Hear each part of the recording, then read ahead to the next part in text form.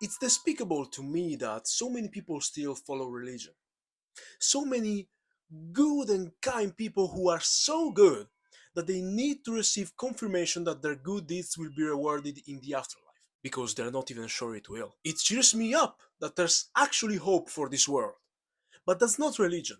Religion is philosophical and moral suicide. Because if we look at the situation rationally and we analyze the situation with a morally correct approach for every single person on the planet, no one excluded, including people and animals, then we can actually deduct 100% that if this God does exist, he is 100% evil, more evil than Satan or any other unimaginable horror that history has ever shown or that it is imaginable in your mind. I know that you're probably asking, but what does God have to do with fitness? The point is that as the fitness industry keeps growing in popularity, more and more sub niches or communities will be created, such as the Christian gym community. And as a whole, you can see worldwide that Christianity is rising in popularity once again. Now, this video has the potential to be insanely polarizing, but I want to make this clear.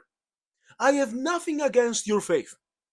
If you believe in God and it makes you live better and improve the world, then please keep doing it. However, you will hear my own experience with religion about the abandonment of my faith, and I tell you, I'll go pretty heavy. I was an insanely devoted Christian until 13 years old. I was so embarrassingly, stupidly devoted that I will go on a cross of Christ on top of a mountain just to pray to God all by myself. You heard that right.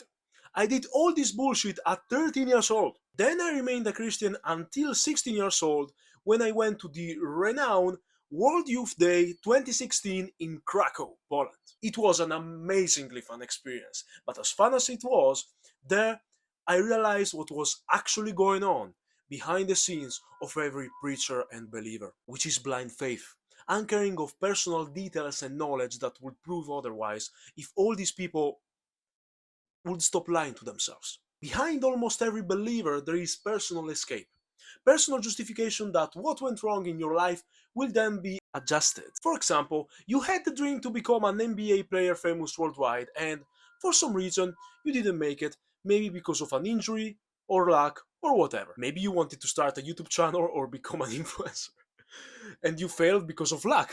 Because an emotionally fulfilled person who has had amazing experiences in his life in terms of money, women, and status usually doesn't need to thank God or the universe, right? You know the answer. Why should I worry about attuning to a higher strain of power if my life is full and I'm cool with myself? I should have a relationship with God or the universe if my life was not what I expected it to be. If my life was mediocre or bad. That's why people get into religion when they get older. To have hope of seeing their loved ones again or hope of something better. The World Youth Day was full of these people, even young because of course there were a lot of old people. And of course this system of belief gets handed down to children at such a young age. The ancient founders of religion knew about this, very cunning in that regard, and I will tell you in the end what I think happens after death. Because hope sells, but truth doesn't. That's why we need people who say things loud and clear. Man, this is the true gift of being intelligent. Acutely intelligent. Seeing details upon details of why things are the way they are.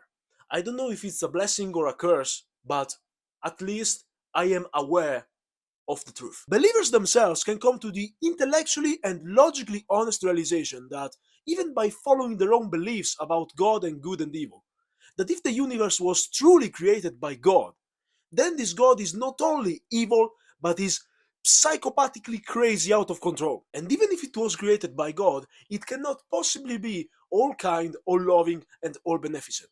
Exactly because of all the atrocities and injustices that he still allows. And some Christians attribute a meaning behind all this suffering because, of course, it will be rewarded or adjusted in the afterlife. No, there is no meaning. All this bullshit is just a flaw of the universe and that's it. We can deduct that because there are all these annoying, superfluous, unnecessary things going on, that God is either not all kind, not all good, or not all powerful. That's why for now, I don't believe in karma, exactly because of the unresolved injustices across the universe. I believe that most suffering in life is superfluous and unnecessary. It's easy to imagine a universe or dimension where this bullshit doesn't happen, ever. Oh, and he's also omnipotent? Then no excuses. In fact, it's easily intuitable a very dark thing, and I will use the example of Stephen Fry with the worm whose sole life purpose is to destroy the eyes of children from the outside. It's easily intuitable that all of this religion thing is darkly made up with the intent of coagulating hope, hiding the truth. Do children dying in wars make sense in a divine plan? Does a cat dying in the middle of the street or the highway, so docile and defenseless, make sense in a divine grand plan mastermind, given the fact that the person who killed him will not be punished and will get away with it? Because people can say it. No, there isn't one. So it means that behind all of this, there is no divine will or karma that balances between justice and punishment. There is not. It's so sad to see so many people turning into religion in their 30s and 40s after seeing how much society is changing for the worse. But unfortunately, they are misguided by the fact that they don't read the Bible and they don't know what is actually going on. If they read the Bible, the first pages, they will turn away. They will easily see that the lessons of morality and love that the Bible preaches are pretty much fake and inapplicable in the real world. In the real world, the best way to solve an issue is to act with common sense. For example, although I don't preach for this, you can have resentment against something or something similar. I have resentment against a group of people that made me almost kill myself. Should I forgive and forget? No, I work as hard as I can to win so big that they get envious of me. You can't forgive and forget. And of course, just like many other guys trying to make a living off of this, I can say that I want power and control, but that's what ultimately is. And that's what the gurus don't say. However, I do have a big heart. I have such a big heart that sometimes I even embarrass myself for that. For example, once I even helped a random guy on Reddit with a self-improvement thing, and he stalked me for that.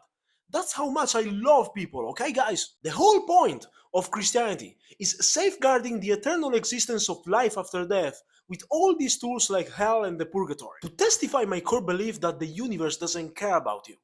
Think about the millions of children who die every year. There are 1,000 children an hour who die of famine and starvation. Try to be in the shoes of their parents who assist the death of their children in pure terror and fear with their prayers not answered. It's very hard to imagine a world where an omnibenevolent and omnipotent God allows this, unless he's evil or invented. If he allows this, it's either incompetent because he's not omnipotent or evil because he doesn't care. And for some predicators, these people go to hell because they pray the wrong God. And of course, the divine revelation only comes from Christianity, right? Imagine how ridiculous this sounds. The billions of people who pray the Hindu gods or Buddhism, for the Christians are doomed to hell forever. How can someone not guess that this is all made up? The formula is very simple. If there's no evidence, it's made up. And it's made up with a malicious intent. Or think about the people who die from cancer. The apparent truth is that the universe hits casually and cares of no one.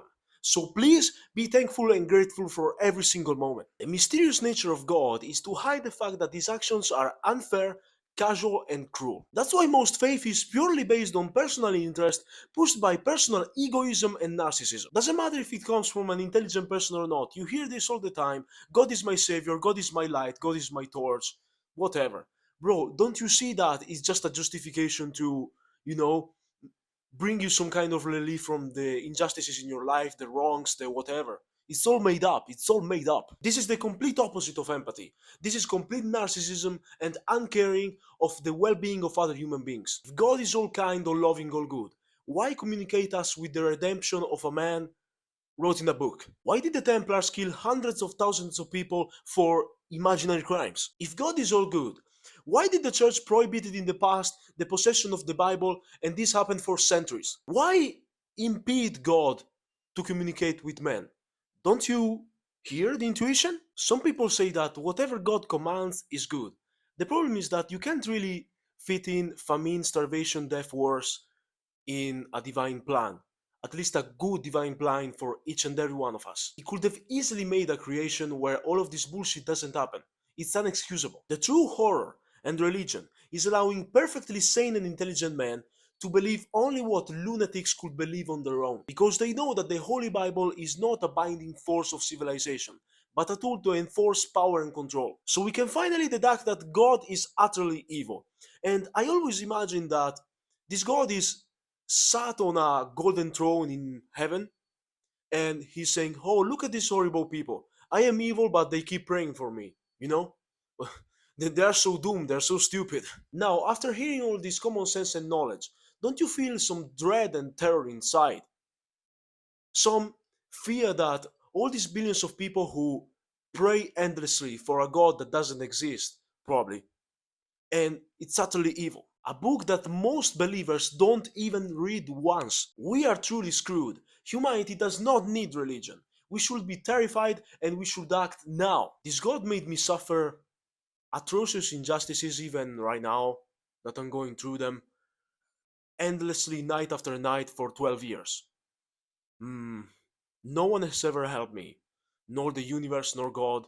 No one gifted me anything. So I believe that there is nothing out there because I just don't see an intelligent superior power who is controlling the strings of reality. I just don't see it. So this might be very sad to hear, but I don't think something happens. Like there's no meaning in anything, and I don't want to sound nihilistic, but for now this is what I believe, and I don't think there's a purpose in anything, but you can create your own.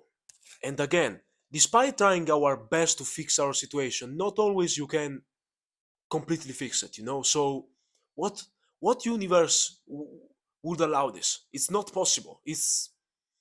There's clearly nothing out there. I came after intense consideration and after considering a lot of different perspectives that the only true force that will bind humanity forever is love. For this exact reason, I will fight with all my might to help people open their eyes on religion and be free. The world needs to hear the voice of common sense and reason because it's better to know the truth rather than believing in comfortable lies that ultimately will catch up on you. Please spread the video if you liked it. Let me know what you think. I will always hear your answers because I'm interested in knowing your opinions. So please let me know.